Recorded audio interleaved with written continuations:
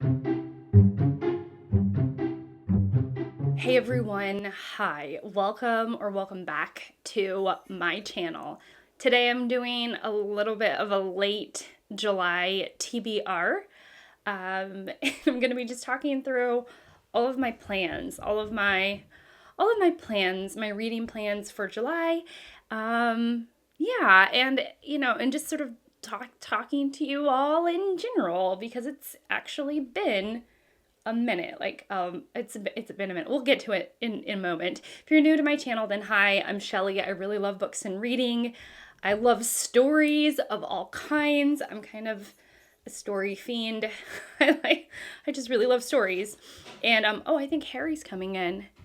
Anyways, so if you're new to my channel, then hi, welcome. And if you like the vibe, I would encourage you to subscribe. Here's Harry. Subscribe. And without any further rambling on, let's go ahead and get into the meat of this video. We have Harry, and I think that he's exactly who I needed to be around. He's being so sweet right now, which I love, and I'm trying to hold him so y'all can see him. And he's just a sweet little boy. As many of you know, if you're watching me, I would imagine that you all know that Alice of Alice and the Giant Bookshelf recently passed away. She had such an incredible channel. She was a lover of mysteries and thrillers, among other books. She was a shining light in our community, and I've just found it really difficult to talk about Alice because, well, for all of the reasons that I just mentioned, that she was just so smart and witty, and she brought this wonderful energy to our community, and I'm just so sad, as so many of you all are, about Alice. And I've just found it tremendously difficult to sit down and talk to you all about this loss in our community. And I've every video about Alice that has popped up in our community, and every community post I'm reading and thinking about her, and it's been tough, it feels like such a tremendous loss. Interruptions abound. This is so the hallmark of my channel.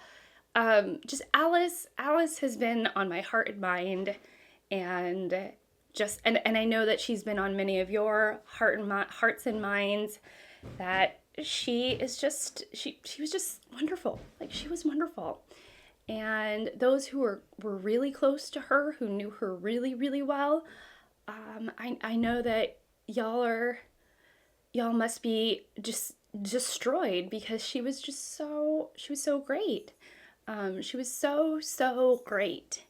And just what a kind, witty, spirited young lady that she just meant a lot.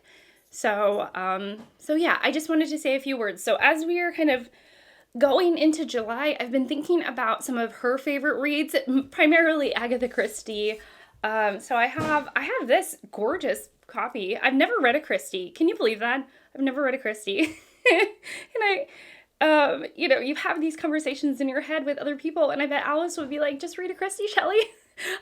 If it floats your boat, she's great, Alice really loved Agatha Christie, and so I have the Murder on the Orient Express, and I just, what a wonderful tribute to read something that Alice loved so much, and maybe I'll see the magic that Alice saw in it.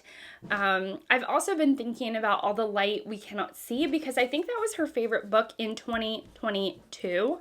I think one of her favorites, if not her favorite book in 2023, was Demon Copperhead, if I'm remembering correctly. And I've already read Demon Copperhead. I actually picked it up because of Alice and Gemma, and they were a huge part of this chorus of people that said that the book was amazing. And I picked it up and I really, really loved it. I know she also really loved Great Circle by Maggie Shipstead, but I've already read that as well. So, the influence on BookTube is real. This collective swapping of book titles and picking things up because you hear about it, and all of that. I would love to know what like what you read because of Alice or what you connected book-wise over with Alice. I've kind of shared some of mine. I'm gonna move on. It's so hard to talk about, but I have found like that her and we were really interested in the Women's Prize. I was more interested in the Women's Prize a couple of years ago, and every year that has passed, I've just kind of, I don't know, garnered less interest in that prize in general, and so it's just been less of a feature on my channel and in my reading life, the Women's Prize in general, but I love the plot along so much, and I love all the conversations, this like collective conversation about the Women's Prize that tends to happen when Women's Prize season is going on. Like, I love that, and I like to be a part of it, if not in just sort of a backed off kind of way, but a few years ago I was like way more into the Women's Prize, and her and I connected over that. I just love the plot along and that vibe and the excitement around it, and it was just really cool. Really cool. So yeah, anyhow, I'm gonna we're gonna kind of transition. So I have those books on my mind. I have The Murder on the Orient Express, or any Christie book that I either have on my Kindle or, and I know that she loved Hercule Poirot. So, I can't say it. I hear it all the time, this inspector's name, but now I can't say it for reals. But anyways, the Hercule Poirot, the Poirot novels were Alice's favorite, so I'm going to try and maybe focus my attention on that. On this. Okay, go put it on. Look, he's gonna put on his Spider-Man costume. Woo woo. The other thing influencing my particular reading is Jane Austen July, which is an event, a month-long event. Everyone is invited. If you're watching this, you're invited to read Jane Austen in July. It's not just for booktubers. It is literally for everybody. And any reader, or if you are not a reader and you want to get into reading and you're like, I just want to start with Jane Austen, then yeah, that's amazing too. All of it is amazing. So Jane Austen July is hosted by Claudia, Marissa, and Katie. And I will leave their channels linked down below. They have a list of prompts to help guide or shape your reading and activities for the month that are very Jane Austen focused. And I have decided that the main prompt is read one of Jane Austen's main 6 novels, like her full-length novels. And this year I decided to read Emma. I'm going to read this with my friend Anita, who is just a sweet, amazing person. And I'm so grateful to call her my friend, and we're going to read Emma together for the first time. And Emma is a well-loved novel. Some people even say it's their favorite Austen, and so I'm like, okay, I want to know what this is all about. So I have Emma. I also know that the group read is Sense and Sensibility. Although, weirdly, I'm really itching to read Pride and Prejudice, to be honest with you. So I might revisit Pride and Prejudice. I might read Sense and Sensibility. I don't really know. I don't really know. So I have this on my mind. I have Pride and Prejudice on my mind. I also have Lady Susan on my mind for whatever reason. I think Lady Susan is the snarkiest of Austen's works that I know of, or that I have read thus far. I think her most funny work is Emma, I think. But in terms of like snark, like pure snarkiness, I think it would be Lady Susan. And I really enjoy that. Like, I don't know, I enjoy that quality in Austen's writing, and sometimes I just want like spoonfuls of that. You'll definitely get the snark in Lady Susan. I've also been thinking about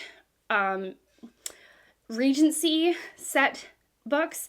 And so I've been thinking about And Only to Deceive, which is by Tasha Alexander. This is a murder mystery. And this is the Lady Emily series set in the Regency period. I recently, like a few days ago, finished a very long book, and so I've been kind of scared. I've been kind of scared of really, really long books. And so I think like this is short enough. It's about 300 pages that I'll be able to kind of whip through it quickly if I want. And then I've been thinking about Bridgerton, the first Bridgerton book. I think it's called The Duke and I. I have that on my Kindle. I might read that. I have not watched Bridgerton, and I've not read about Bridgerton, but I'm really into, I think her character name is Penelope, Nicola Coughlan, who Coughlan. I have been, like, very inspired by just, like, the way that she has been going to events and she's been styled. I think that she is just a stunning, like, she is a stunning woman in Hollywood. Her and I are actually, like, of similar ages, of similar heights, and actually of similar, like, dress sizes, which is sort of surprising in some ways, but surprising and, like, not surprising in other ways. We're just shaped very differently. I think what I've been most inspired by in terms of Nicola Coughlan is that she is just so, she is just a breath of fresh air when it comes to walking the red carpet. And I just think that she's just awesome. And she's really inspired me to just kind of own my own self. I mean, I do that all the time, but, like, just to, like, own my the body that I inhabit in the way that it is right now and celebrate it right now. And that's what I've really loved about Nicola Coughlan. And so anyway, but I was like, if I'm going to be a fan of hers, I feel like I should be a true fan and actually read the books or watch the show. Well, I mean, if I was a fan of hers, I would watch it. You all understand. I'm just not a television person, like, at all. And so I really don't think that me and the show are going to mesh. Like, I don't think I'll ever make time to watch the show. Who knows? I'm going to leave some doors open. I'm Spider-Man. You are Spider-Man. Woot woot!